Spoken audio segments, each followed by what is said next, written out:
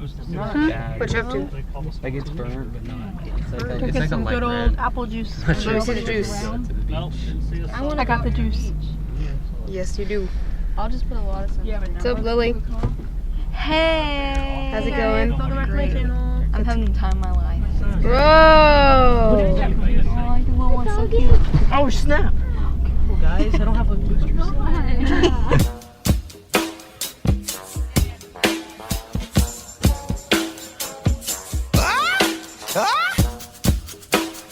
Yeah, we're in St. Croix. We're over by Point Udall. Oh my God! Back to the beach of St. Croix. Get all those chickens. The best part about staying in St. Croix, being literally on the edge of the beach.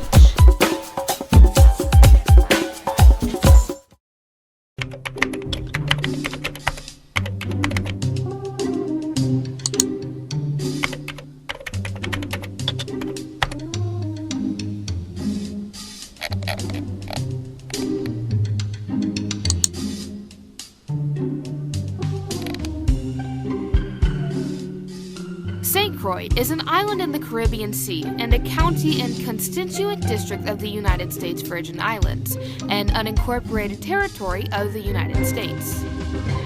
Well, I can tell you from personal experience that it is so much more than that.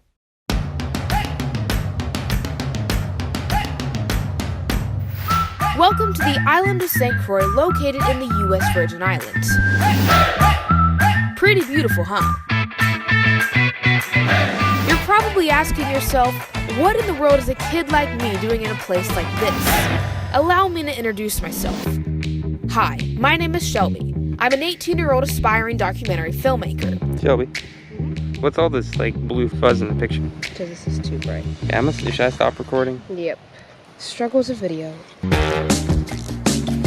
I live in a small town in Texas known as Roy City. Hold on a second now. This person's truck literally has a sticker that says Yee Yee on the back of it. Every 3 years, my audio-video teacher, Mr. Vaughn, takes a select handful of students to the U.S. Virgin Islands for a week. None of them quite as crazy as this year's. Well, it's finally hit. Teenagers starting to get on each other's nerves. I walked away for a few minutes down here to the beach. All the teachers think I'm on a vacation, but I'm really not. The purpose of the trip is simple: find and create stories to tell from around the island. But I have to admit, the stories that I found aren't just any regular island stories. And I'm not just any regular high school filmmaker. You see, I'm hitting the road on a mission to get a taste of everything that St. Croix has to offer. And to take you along for the ride. I'm Shelby Doroshow, and this is the St. Croix Chronicles.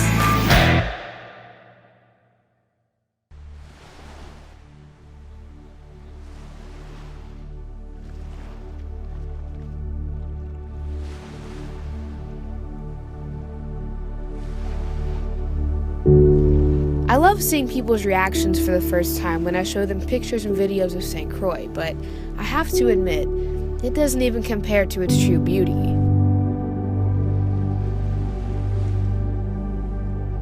The history of the island dates all the way back to 1493, when Christopher Columbus visited it on his second voyage to the New World. Columbus named the island Santa Cruz St. Croix, which means Holy Cross. The island was colonized in 1643 by the English and the Dutch, and it wasn't until 1917 that St. Croix, along with the islands of St. John and St. Thomas, were purchased by the United States. And believe it or not, St. Croix is only 22.7 miles long and just 8 miles wide. But in that stretch is a variety of different towns, landmarks, and just over 50,000 people.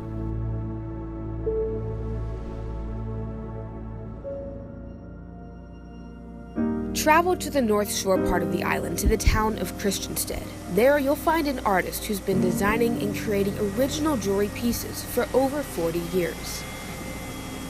Meet Brian Bishop, the owner of Crucian Gold Jewelry and creator of one of the most well-known crafts among the island goers. But what's the story behind these handcrafted creations? I'm born and raised in St. Croix, and I have to give a lot of credit to my dad, who always had a studio or workshop full of tools, power tools, hand tools. I learned so much about tools, even just knowing the name of what a tool is. You don't realize always how valuable just that can be. My father started making jewelry as a hobby in high school, using simple copper wire and telephone wire as he could get a hold of it, and he would make things to give friends at school and whatnot.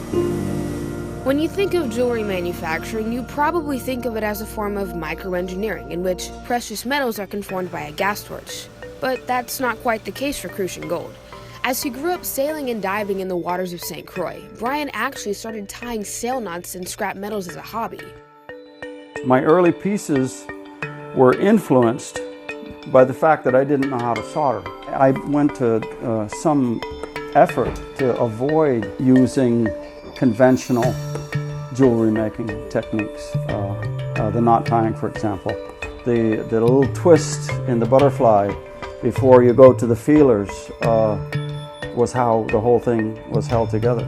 So what I'm making here today is going to be one of our simple designs, simple yet beautiful. This is a jig that we hand make to our needs. My father first made a flower and then a butterfly using this technique in 1972, just using a few nails sticking out of a table. The construction process is the stage in which pieces end up looking quite, well, ugly before they become beautiful. The jewelry is acid washed in hopes to create a less blackened appearance. Next, the pieces go into a hammering stage to either introduce a hammered look or change the piece's shape.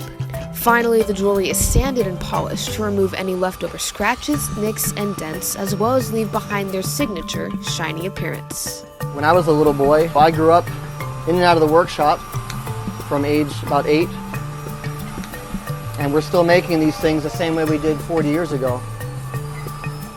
But I was surprised to learn that Brian actually bought the home he has now from, believe it or not, just a box. The late 70s, and going back to another family member, my late brother Don he actually made 2 of these little teak carrying showcases. When you open it up, it was a full-blown jewelry store, all squeezed into this little tiny box, if you can believe that, down to the calculator and the cash register, everything. And I literally bought my house with this box. So this box is a very big part of Crucian Gold. For many people still today remember me from the box before I even had a store. By the looks of it, you'd never even guess that all of this started from just a kid with a simple hobby. From bracelets to necklaces to everything in between, it's safe to say that these artisan-produced creations have struck gold.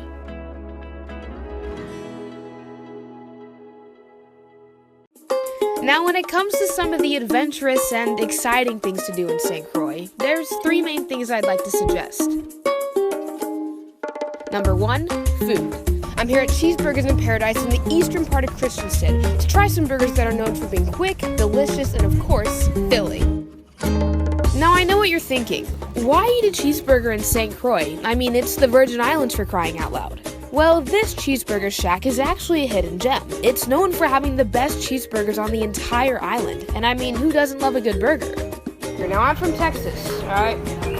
So I have a lot of expectation when it comes to this burger. Now that is a good burger. Number 2, fun. Where we headed out, y'all? Buck Island. We're going to Buck Island today. Buck Island is a small, uninhabited island about 1.5 miles north of the northeast coast of St. Croix. Take our first step on Buck Island. First steps on Buck Island. And the locals say it's the best site in all of St. Croix for deep-sea snorkeling. And the Turtle Beach on the western edge of the island has even been voted one of the world's most beautiful beaches by National Geographic. And number 3, culture. If I had to choose one thing that I'd call the secret treasure of St. Croix, it'd be the Estate Whim Sugar Mill, aka the oldest living sugar plantation on the island. A trip there features a tour of the mill and even a special performance of a song that originated in St. Croix. Flying mongoose, down on your name.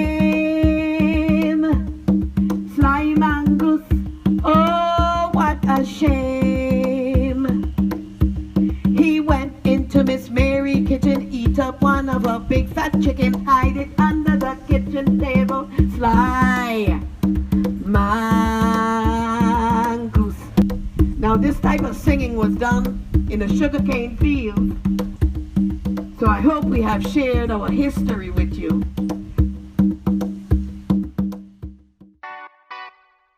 Tucked into the tropical rainforest on the western side of St. Croix, you'll find a small bar known as the Domino Club, one of the most well-known island establishments that's been around for over 40 years. Well, the Domino Club, it was a few friends just used to come and hang out, while the owners, them, building or doing whatever work. They all would have a cooler, have drinks, and eventually they just start serving out of the coolers, selling the drinks. But the real hidden gem of this establishment is actually found behind the building. You see, at this bar, the people aren't the only ones doing the drinking.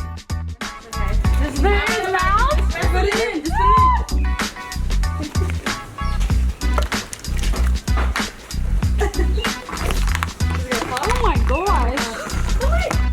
The Domino Club is home to the world-famous beer-drinking pigs. So what we do now, we serve our pigs non-alcohol beers, which is the Odos. It's only 0.5%, very, very little that they do get out of the beers. But when they did start it, they used to have real alcohol. Pigs used to get drunk. Honestly, pigs would eat and drink anything. It was just a fun thing when he started with the beer, and we just continue with the beers. But over the years, they have changed and made it non-alcoholic for the pig, health-wise. But how does someone just discover that these pigs enjoy drinking beer? Well, it dates all the way back to the 1970s. The owners of the Domino Club started off as farmers. They had many pigs and decided to downsize on the numbers. They had sold almost all of them except for two, Miss Piggy and Buster Pig. One day, a visitor walked past Buster with a beer in his hand, and Buster helps himself. Combine the pigs with the bar atmosphere, and you have the beer-drinking pigs of the Domino Club, voted the best tourist attraction on the Virgin Islands. Every day, honestly, we go through a couple hundred different tourists. As soon as folks get on island, this is like one of the things that they must do.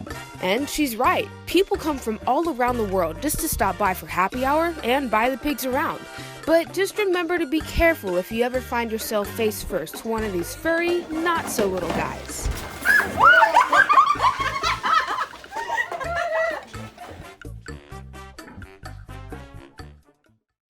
Our next stop is, sadly, the international airport. There's this little saying about St. Croix. Once you get there, you never really want to leave. Where are we going, Lindsay? Home. We're going home. St. Croix adventures are over. Yeah, it is. It's never over until it's actually over, okay? It's over, Sebastian.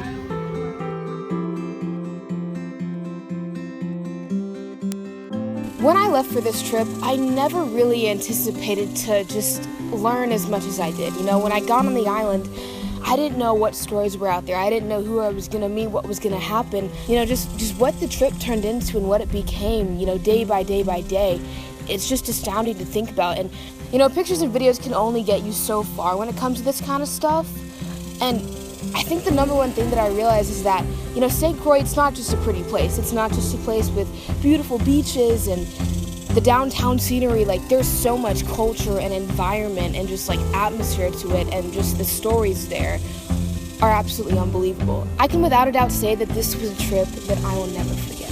But there's just one last thing I need to do.